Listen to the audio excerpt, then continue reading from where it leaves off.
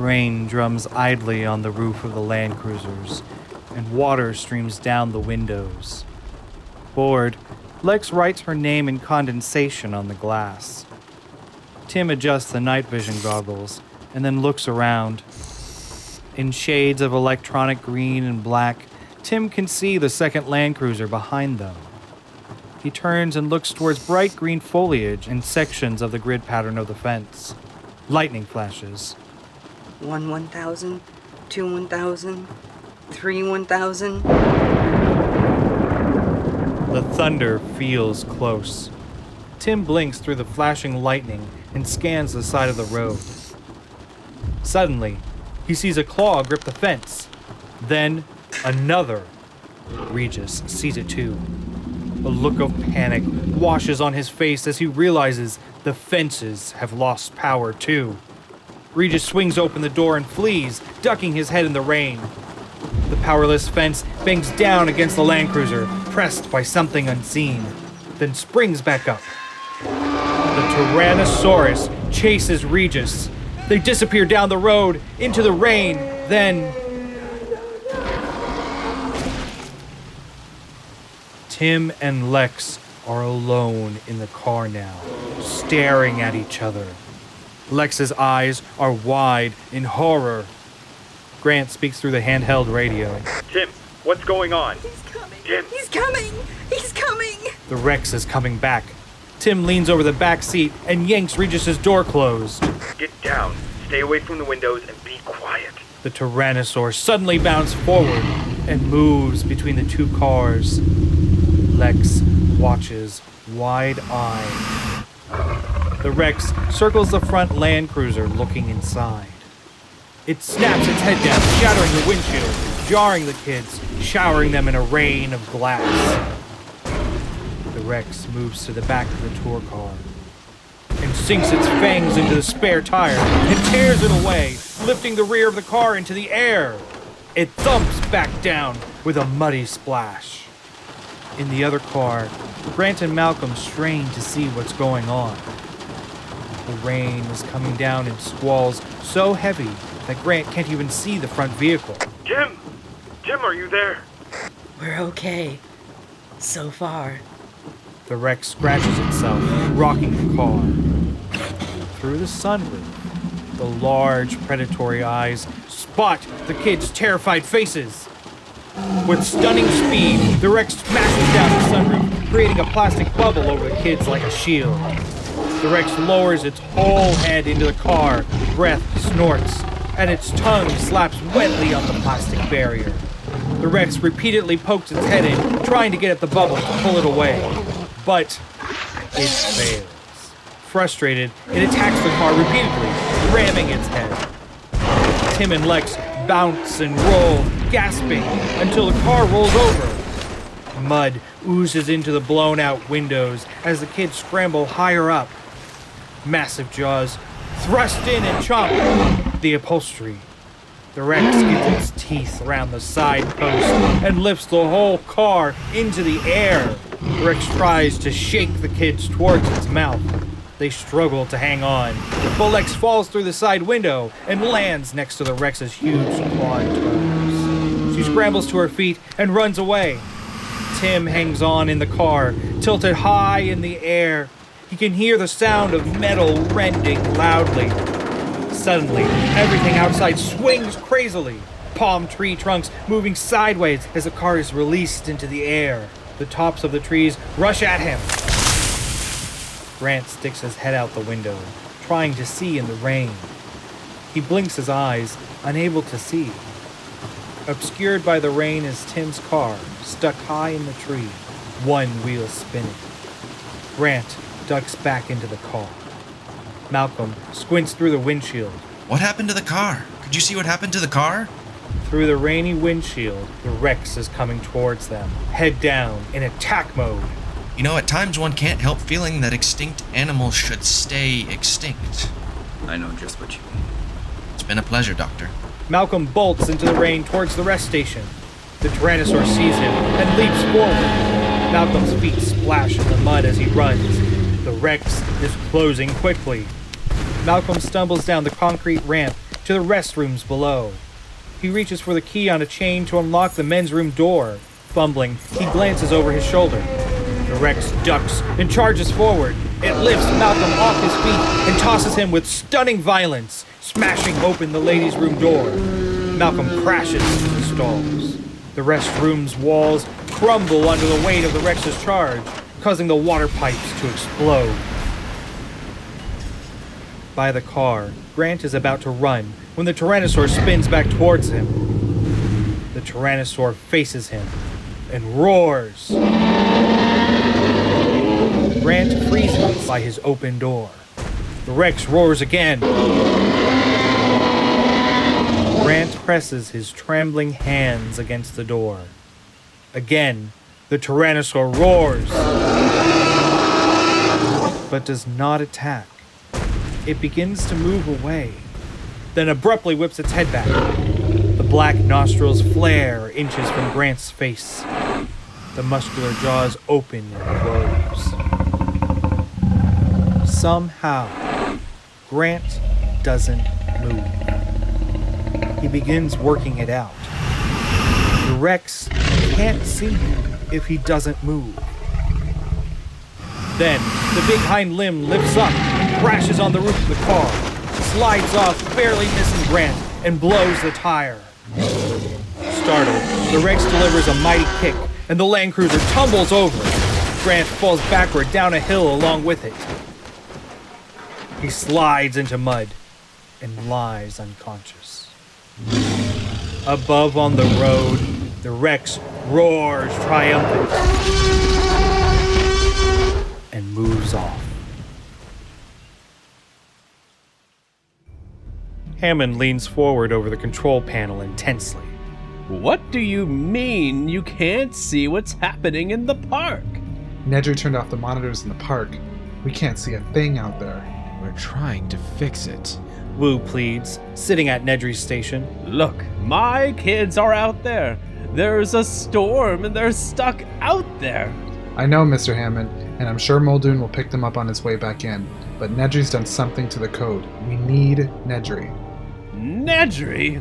When I get my hands on him... Driving back, Nedry squints through the rainy windshield. He swerves to avoid a dinosaur on the road. The car skids, spins through a fence, and comes to a stop. Nedry looks out to see where he is. Nedry climbs out of the Jeep and goes to the front of the car to look at how bad it is. The front wheels are over a concrete embankment. He can see in the glare of the headlights that he's clearly stuck. He climbs down the embankment and looks back. Nedry hears the sound and quickly looks up. He stands frozen and exposed, drenched in the rain. He hears it once more. It's closer. He scrambles back up the incline and looks over his shoulder to see a Dilophosaur standing at the bottom of the embankment. Nedry slowly edges away. The Dilo's jaws puff and the hood flares out. Its neck snaps forward and it spits. Nedry is smacked on the shoulder by a dark foamy glob. A second strike hits the headlamp. Disgusted, the truth dawns on him. Jeez, spit? Scrambling away, he reaches the car door and takes a final glance at the dinosaur. He gets hit right in the eyes. Nedry covers his face, twists, and bangs his head on the doorframe as he tries blindly to enter the car. The spitter stalks him. Nedry gropes his way desperately into the Jeep, but something unseen pulls him backward, out of the car. His fingernails claw the seat as he is pulled away into the jungle.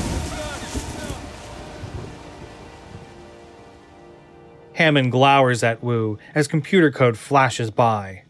Well? Without Nedry, it could take hours to fix this. I don't have hours. My kids are out there. Dear God. I'm sure Muldoon will pick them up any minute now. Probably has already. Muldoon's Jeep bounds down a park road and comes across a fallen tree blocking the road. It looks much too big to move by hand. Ellie and Muldoon get out and begin to work a winch cable across the tree. Muldoon struggles amongst the leaves with Ellie, trying to pass the cable under the branches. Ready! Heave! Ready? Heave! Ellie loops the cable under the branches and swings it back. Okay, got it. They start back to the Jeep. At the T-Rex paddock, Lex stares up as Grant climbs the tree towards Tim's Land Cruiser, perched high in the branches. Inside the Land Cruiser, Tim lies against the passenger door, his face on the glass of the window. Tim rolls over groggy. His eyes open, and he stares down in horror. The ground is far below. He ducks back, and with a crack, the Land Cruiser noses over, tilting. Then stops. Grant appears beneath the passenger window, hanging from branches below the car. You okay? Tim nods. Good. We're gonna get you out of here, okay? Tim nods. Good. Now, nice and easy now, son. Well, let's open this door. Easy. Tim eases forward. The car shifts. He tries the passenger door. The handle is jammed and bent. Grant signals him to try the rear door, past the seat. He moves slowly. The car lurches. Grant grabs the front door as a counterbalance, and the car stops its movement. Grant slowly lets go, still hanging from a branch. The car is balanced, but precarious. Tim moves to the rear door and lies against the glass. It's stuck, too. Grant appears below. What's the matter? I don't know. It's stuck and I can't. Suddenly, he twists the door handle, and the door opens outward, spilling him down into the expanse below. As Tim slides out, he grabs the door handle and hangs by one hand. The door swings like a hinge. Timmy, be careful! Lex looks upward, worried. Hanging beneath the car, Tim closes his eyes, annoyed to hear this advice, however well meant. Grant then pulls him over. Easy now. The car rises as Tim's weight releases. Branches creak, but the car holds stable. Then, ever so slightly, moves again. Let's get out of here. They climb down fast. Above them, the car slowly upends. The grill noses over, looking like a hungry metal mouth, pointing down. And it falls. Grant is one branch above Tim and lets go just as the grill smashes down onto the branch. Miraculously, it holds. They scramble down. Above, the branch cracks, wood splintering. The car moves again. Grant looks up. Jump! Jump! They let go and fall, banging from limb to limb, grunting at each impact. The Land Cruiser crashes down after them. Tim lands hard, stunned. Grant falls beside him, grabs Tim, and rolls them away as the Land Cruiser smashes down. Grant staggers up, leaning against a tree, gasping. Lex comes up and takes his hand and hugs him. I'm scared. Me too, Lex. They can hear crashing sounds in the jungle. In the control room, Arnold works to get the systems back on. The monitors flicker, but nothing. You still can't see in the park? Not yet, no. The systems are... Restore the damn systems and get my kids back safe and sound. Muldoon should be there by... Muldoon should have been back here half an hour ago. In the park, Muldoon and Ellie have managed to winch the tree aside just enough to break through to the clear road beyond. Finally! Muldoon accelerates. They arrive at the T-Rex paddock rest area. Muldoon looks at two trashed Land Cruisers. Ellie looks in horror. What happened? Looks like the Rex came over the fence. Over there. Attacked the cars. The electric fence? Power's out. Ellie looks into the one car. There's nobody in this one. Maybe they got away. They hear a groan, and Muldoon turns. He runs forward to the rest station, flashlights swinging. He stops, crouching over Malcolm, who is ashen, groaning, but alive. Muldoon shines the light down to Malcolm's legs and sees blood-soaked trousers. Come on, Dr. Malcolm. Let's get you back. He turns to Ellie. Give me a hand. Gently. You missed. One hell of an exciting tour. With Ellie's help, Muldoon Easy sets there. Malcolm in the Jeep. Easy. The Rex sounds close. We have to contact supply ship. The ship. Muldoon turns to Ellie. We better take Malcolm back. He's hurt badly. We'll find the others. He tries reassuring her. I know we will. She looks desolate as she gets into the car. Is that the Rex? Yeah. Why is he roaring like that? She sees Muldoon hesitate as he starts the engine. You can tell me. Muldoon starts to drive away. That's the sound it makes when it's hunting. Deep in the jungle, Grant and the kids run. The roar is getting closer. Trees are shaking. Grant lifts Lex up into a tree and helps Tim, then climbs quickly as the roar of the T-Rex rushes past. Like standing next to a passing train, the wind blows strongly and then recedes. In the lobby of the lodge, Hammond is clearly upset as he speaks to Muldoon. You shouldn't have come back without my grandchildren. You're the park ranger. They're your responsibility. There's nothing more I can do until daylight. What about the Tyrannosaur? You've got to get the Rex back into its paddock. Our largest tranquilizer guns are fine for a dinosaur that weighs 4,000 or 5,000 pounds. But that full-grown Tyrannosaur weighs 8 tons. He probably wouldn't even feel it. We'll have to wait until we can call the mainland to obtain larger weapons. In Malcolm's room, Ellie jabs a needle into Malcolm's arm and injects morphine. Malcolm sighs as he lays his head back on the bed. Hammond enters. How is he? He's holding, but he's a bit delirious. I am nothing of the sort. I am utterly clear. Clearer than you are about the state of your park, I'd say. The park is fine. This is a small glitch that will soon be fixed. You forget that what we're doing on this island is a truly noble pursuit. Malcolm sits up, agitated. He points outside to the park. That out there is what you consider to be a truly noble pursuit? You create new life forms about which you know nothing at all. You create them in short order, then expect a couple of paleontologists to come in and tell you how they should behave, so they can perform for you like carnival animals. You forget that they are alive, that they have an intelligence of their own. He leans back. Just because you made them, you don't own them. You can't control them or their destiny. You're not God. Malcolm stares wildly at Hammond, then closes his eyes. Hammond looks to Ellie as she helps Malcolm relax back as the drug takes effect. In the control room, Arnold and Wu search through the computer code. Hammond enters behind them. Nedry must have inserted some kind of lockout into the program code. I think we'll have to shut down to clear the memory. Hammond interrupts. Do whatever it takes. Wu and Arnold turn to Hammond. We've never shut down the whole computer system before. Maybe all the systems will come back on startup, but maybe they won't.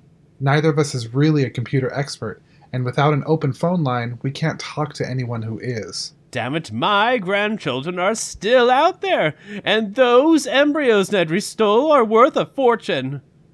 Okay, but we'll have to keep the system down for 30 seconds in order to clear all the memory. It's a big risk. Arnold brings Hammond to the master switch. He waits, and then turns it off. The control room goes dark. All the monitors go out. In the park, Lex, Tim, and Grant are nestled in a tree. Lex is asleep in Grant's arms. Tim is trying to get comfortable as they sit in the branches high above the ground.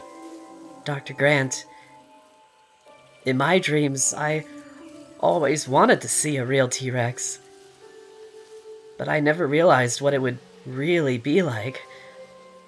I'm scared. Grant reaches over and puts his hand on Tim's shoulder. Timmy, so am I. I suppose that some things are better left just as dreams.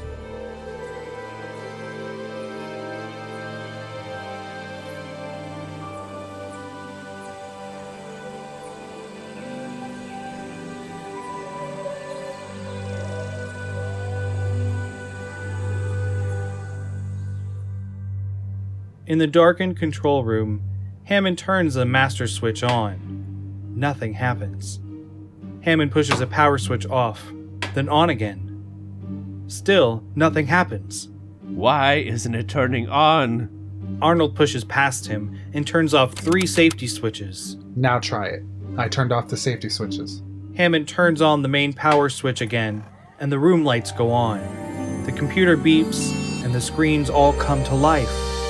The lines of electric fences start to light up.